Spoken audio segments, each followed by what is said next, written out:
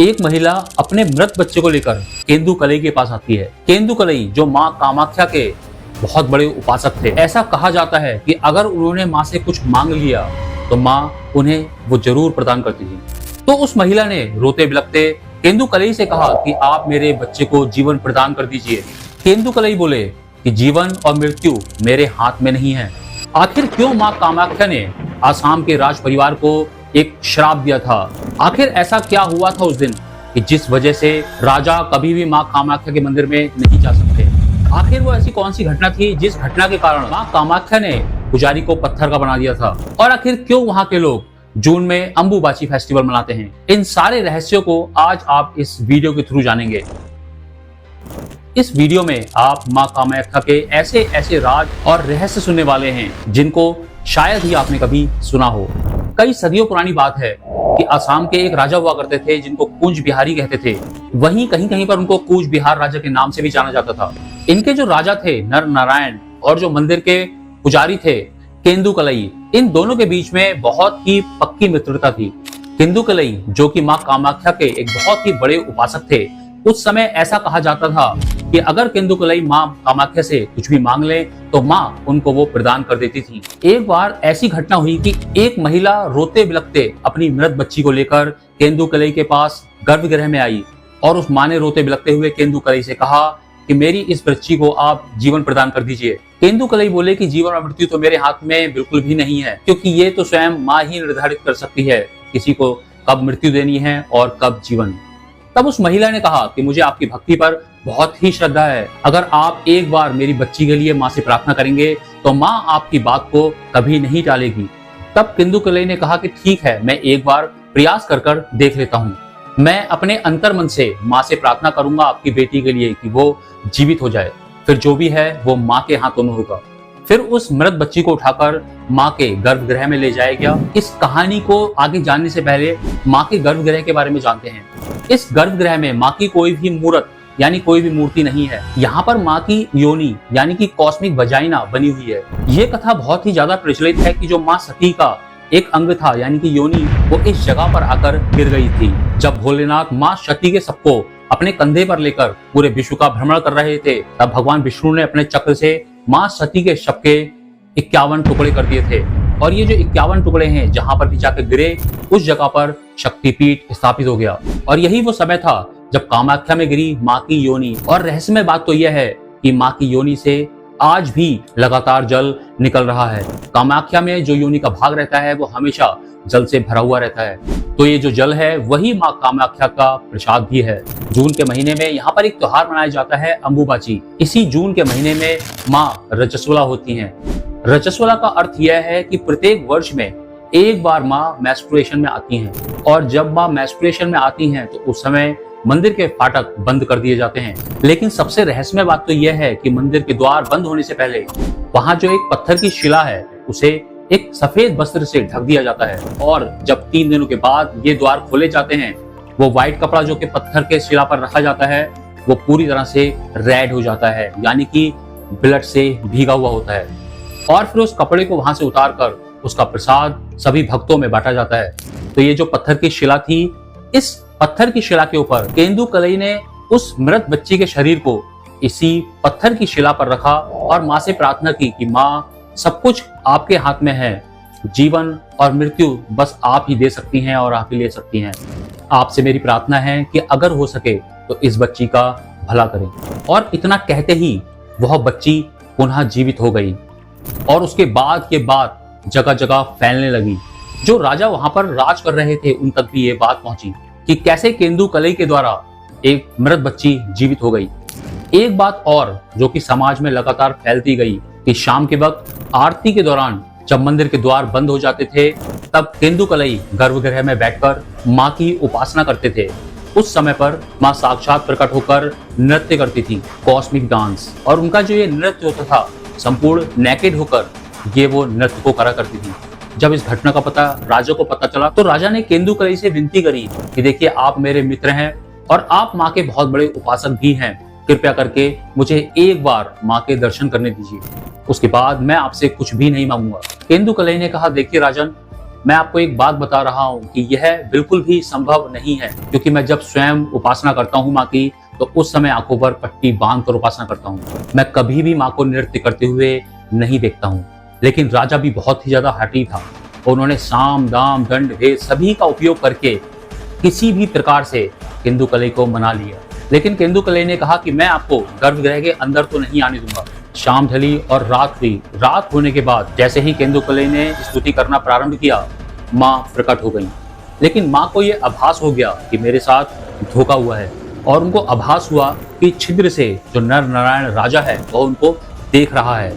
इतना होते ही माँ ने जो सबसे पहला काम किया कि जो केंदुकलई माँ की स्तुति गा रहे थे उसको पत्थर का बना दिया।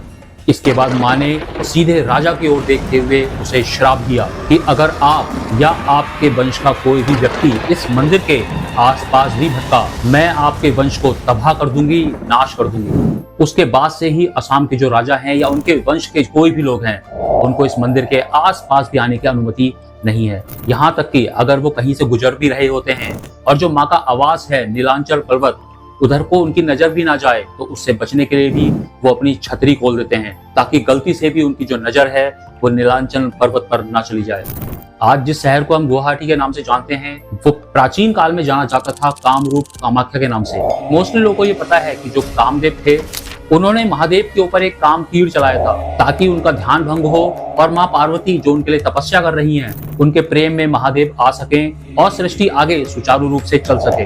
तो उस समय जो कामदेव ने तीर चलाया, तो वो तीर इससे पहले कि महादेव तक पहुंचे, महादेव का तीसरा नेत्र खुल गया और कामदेव संपूर्णतया भस्म हो गया। इस घटना के बाद कामदेव की जो अर्धांगिनी थी यानी कि वाइफ थी देवी रति, उन्होंने भगवान से विनती करी कि हे महादेव, ये हम सब आपकी भलाई के लिए और सृष्टि की भलाई के लिए ही कर रहे थे और आपने हमें इतना बड़ा दुख दे दिया।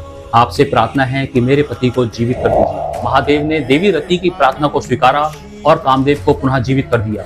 लेकिन जो कामदेव जिंदा हुए, वो कामदेव अपनी जो सुंदरता थी वो हमेशा के लिए खो चुके थे। तो पुनः कामदेव महादेव के पास गए और महादेव से विनती करी कि हे महादेव, जो मेरा पुनः स्वरूप था उसको वापस कर दीजिए, क्योंकि मैं अपने इस स्वरूप के साथ तो नहीं रह सकता। तब महादेव ने पहले तो कामदेव को मना किया कि तुम्हें सुंदरता की क्या आवश्यकता है, मुझे स्वयं को देखो मैं कैसे रहता हूँ। क्योंकि भोलेनाथ जो है वो हमेशा वैराग में रहते थे, तो उनके लिए सुंदरता का कोई भी महत्व ही नहीं था। तो महादेव ने कामदेव को सुंदरता देने से मना कर दिया। लेकिन कामदेव के बार बार आग्रह करने से और बार बार महादेव की स्तुति करने से महादेव अंत में प्रसन्न हुए।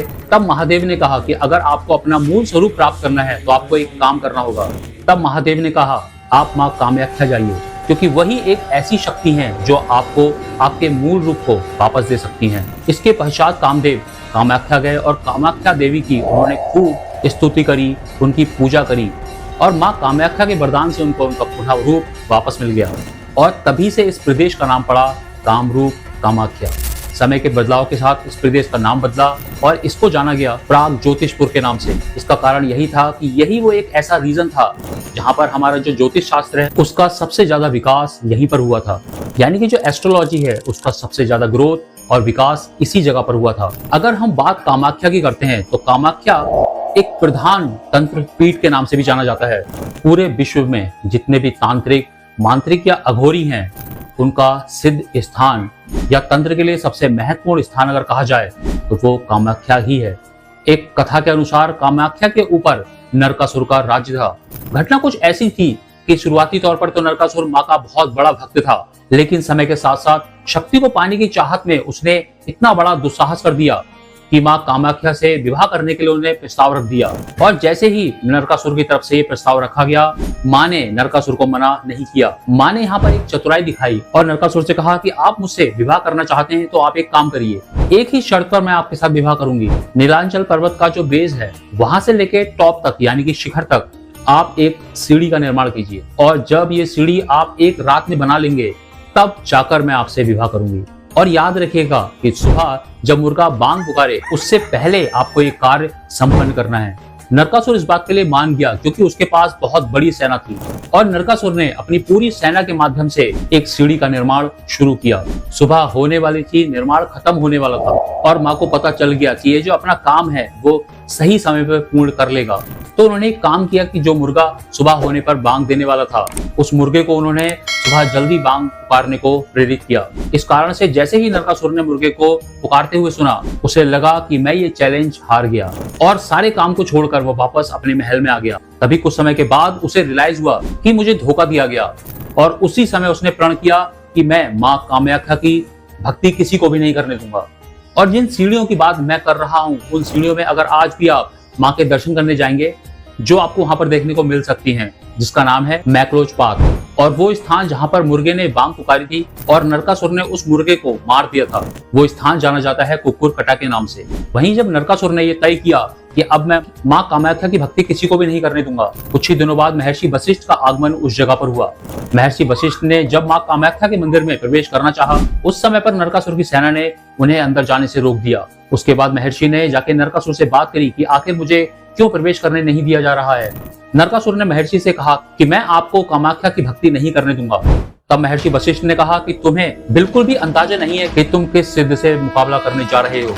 नरकासुर को उस समय भी समझ में नहीं आया कि मुझे यहाँ पर युद्ध नहीं करना है। महर्षि वशिष्ठ ने नरकासुर को श्राप दिया कि तुम्हारी मृत्यु भगवान विष्णु के अवतार के द्वारा ही होगी और तुमने मुझे माँ कामाख्या के दरबार में जाने से रोका है। आज के बाद माँ कामाख्या हमेशा हमेशा के लिए क्षेत्र को छोड़कर चली जाएंगी। और इतना कहते ही वह वहां से चले गए। अभी नरकासुर ने भागकर माँ कामाख्या के मंदिर में जाकर देखा, माँ की वजाइना संपूर्ण रूप से वहां से अदृश्य हो चुकी थी। महर्षि वशिष्ठ के श्राप के अनुसार माँ कामाख्या उस क्षेत्र को छोड़कर हमेशा हमेशा के लिए चली गई थी। विष्णु जी के अवतार ने नरकासुर का वध किया और नरकासुर के वध के बाद अब ये क्षण आया जब माँ को वापस लाना था। तब फिर से एक बार महर्षि वशिष्ठ को बुलाया गया और कहा गया कि आपने ही ये श्राप दिया था, अब आप ही इसे सही कीजिए। महर्षि वशिष्ठ ने कहा कि माँ को प्रसन्न करने के लिए, उनकी पूजा अर्चना और उनकी साधना करने के लिए यहाँ पर मात्र वामाचार पद्धति ही अपनाई जाएगी और वामाचार पद्धति के बिना माँ कभी सिद्ध नहीं होंगी। आज की तारीख में माँ कामाख्या में जो बलि प्रथा है और ये जो पूरा सिस्टम क्रिएट हुआ है वामाचार पद्धति का, उसके पीछे का मूल कारण महर्षि वशिष्ठ का ये श्राप है। अगर आप माँ कामाख्या की पूजा भी करना चाहते हैं तो आप मात्र उनके नाम का जप करके भी स्मरण कर सकते हैं। और दूसरी चीज जो उनका मूल बीज मंत्र है वो है क्लीं, KLEENG। तो कभी भी आप माँ कामाख्या जाएं या उनका स्मरण करें या उनकी पूजा आराधना करें तो आप इस बीज मंत्र का यूज कर सकते हैं। होप आपको आज की वीडियो पसंद आई होगी। माँ कामाख्या से संबंधित रहस्यमय कहानियां भी आपको पसंद आई होंगी। अगर आपको हमारी वीडियो पसंद आई है तो हमें सब्सक्राइब करना ना भूलें। फिर मिलते हैं किसी नेक्स्ट वीडियो के साथ।